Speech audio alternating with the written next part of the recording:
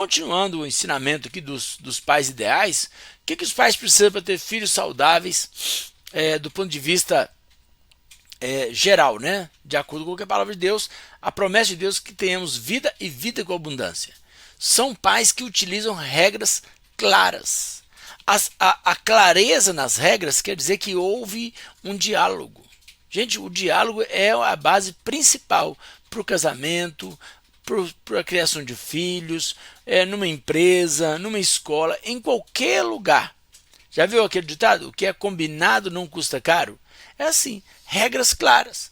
Qual que é a hora de sair? Qual que é a hora de chegar? Até onde você vai? O que você tem que fazer quando você chegar em tal lugar? O que você vai... com quem que você vai conversar? Até onde você vai? Tudo isso são regras claras que os pais vão cumprir e que os filhos vão cumprir. O que não pode ser regras, né, em que só os filhos têm que cumprir. Se tem regras para os filhos, tem que ter regras para os pais. Aqui muitos pais acabam tendo problemas, porque não consegue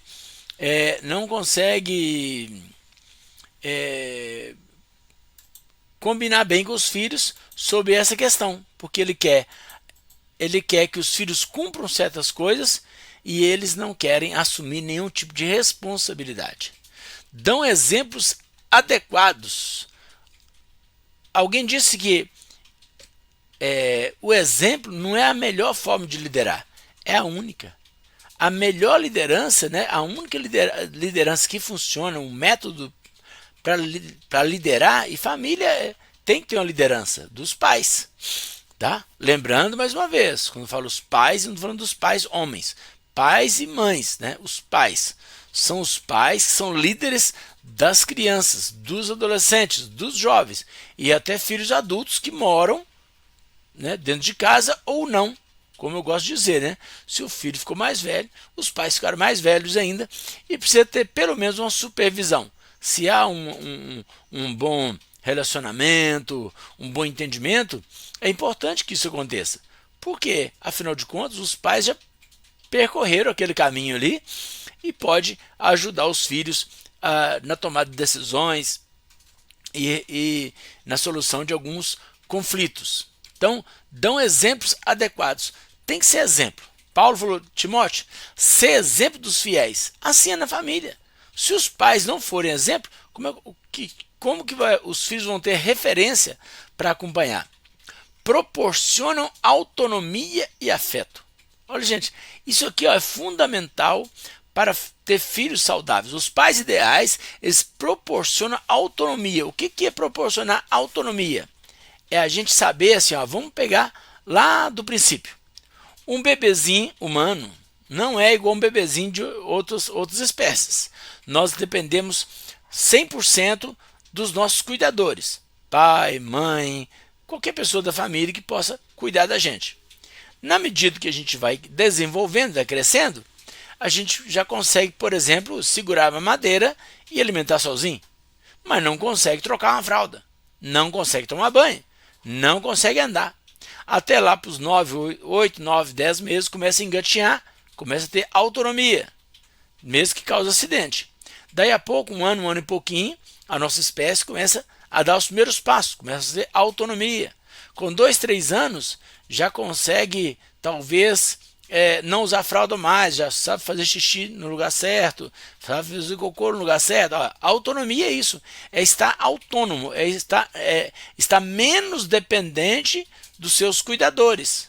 Aí com 3, 4 anos, já começa a desenvolver mais, a desenvolver a linguagem, a fala, já consegue pegar uma madeira e tomar sozinho, tomar uma madeira de água, comer uma fruta talvez, já começa a pedir alguma coisa que a criança precisa, quer dizer, ela está ficando autônoma, está ficando independente, mas ainda não é uma independência total, porque ainda é criança. Então, no decorrer desse processo, os pais precisam deixar que as coisas aconteçam.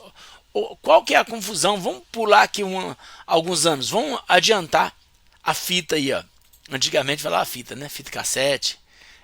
fita de videocassete, vão adiantar o filme.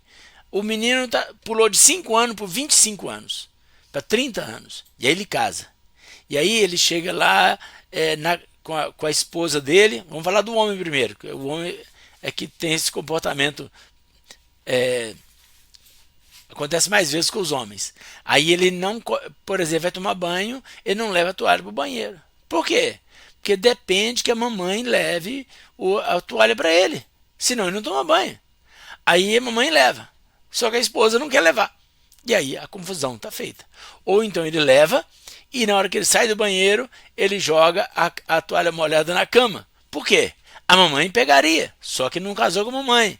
A esposa não quer pegar e aí os problemas começam a acontecer. Os atritos no casamento começam a acontecer, porque muitos homens casam e eles se tornam hóspedes da própria casa, como eles eram hóspedes na época que eram solteiros, e as mamães cuidavam com todo carinho, com amor incondicional, com a sua excelência, o bebê, sua excelência, sua majestade, o adolescente, sua, né? E assim vai, eu estou ironizando, porque isso é um comportamento que repete em muitos lares, e aí começa a confusão, porque as mulheres não aceitam. Agora, quem está certo, quem está errado?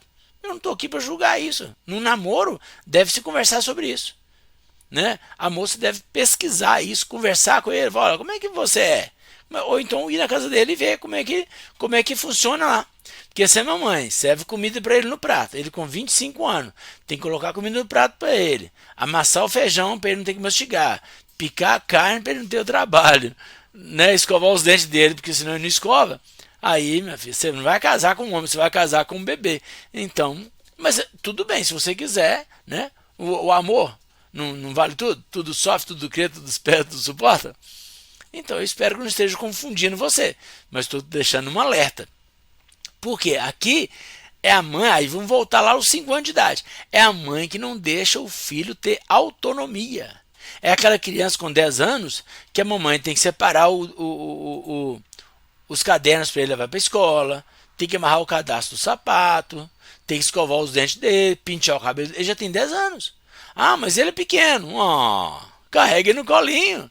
Coloque no cobertorzinho, né? Nino, bebezinho de 10 anos, e você vai ter um bebezão de 18, um bebezão de 30 e bebezão de 40. Agora, para mim, tudo bem. O filho é seu, você que precisa saber o que você quer fazer com os pais ideais.